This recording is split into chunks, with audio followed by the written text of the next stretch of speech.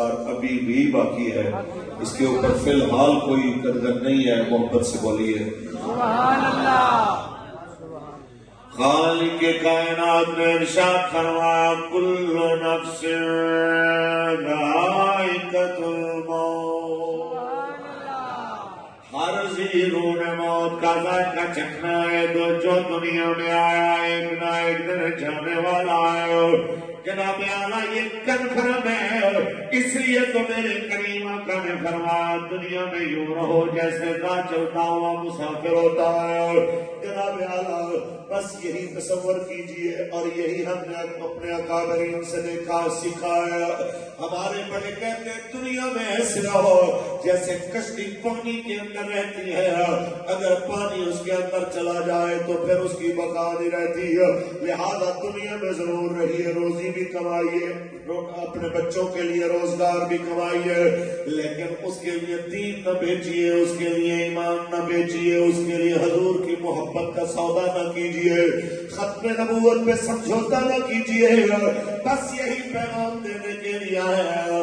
مرنے کے لیے تو دارا اور سکندر جیسے بھی مر گئے، مرنے کے لیے تو ہلاکو اور چنگیز جیسے بھی مر گئے، مرنے کے لیے تو بڑے بڑے پہلوان رستم میں سما چلے گئے، لیکن صدیوں بعد اگر نام کسی کا زندہ ہے تو برادری ازم کی وجہ سے نہیں ہے، وہ قومیت کی وجہ سے نہیں ہے، وہ رسول اللہ کی نوکری کی وجہ سے ہے۔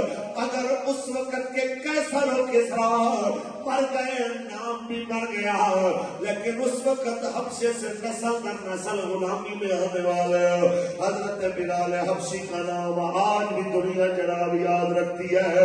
آج بھی جس وقت راجہ کی مسجد میں اذان ہوتی ہے، کسی اور کی یاد آئے نہ آئے، حضرت بلال کی ضرور یاد آتی ہے۔ بس یہی بات کہنا چاہتے ہیں، نام یاد رہیں گے رسول اللہ کی وفا کی وجہ سے، نام یاد رہیں گے نبی کی غلامی کی وجہ سے، نام یاد رہیں گے حضرت بی بی سمیہ کے کردار کی وجہ سے کہ ایک جناب اعلیٰ خاتون کنیز ہے جناب، اس کا شوہر بھی غلامی کی زندگی گزار رہا ہے، اس کا بچہ بھی تکلیف میں وقت گزار رہا ہے۔ حضرت عمار بن یاسر کی ماں جس کو اللہ نے یہ اعزاز بخشا کہ اسلام کے لیے سب سے پہلے شہادت پانے والی خاتون، سبحان اللہ۔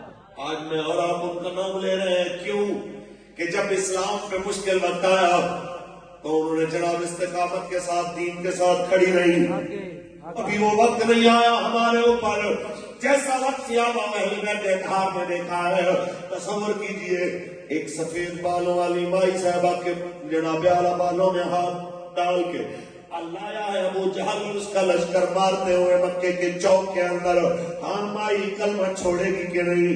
وہ کہتی ہے میں مر سکتی ہوں، میں دنیا چھوڑ سکتی ہوں، نبی رحمت کا دین نہیں چھوڑ سکتی۔ انہوں نے کیا کیا؟ مائی صاحبہ کی اس ٹانگ میں رسا باندھا، ادھر ایک اونٹ سے باندھ دیا، پھر دوسری ٹانگ میں رسا باندھا، ادھر ایک اور اونٹ سے باندھ دیا، پھر ابو جہل نے ہاتھ میں نیزہ پکڑا، ہاں مائی کلمہ چھوڑے گی کہ نہیں؟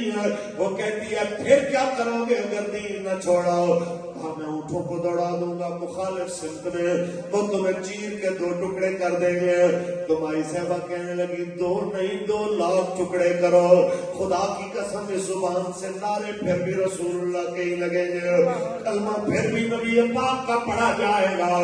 جے سونا میرے دکھ وچ راضی اسی سکھ نہ تو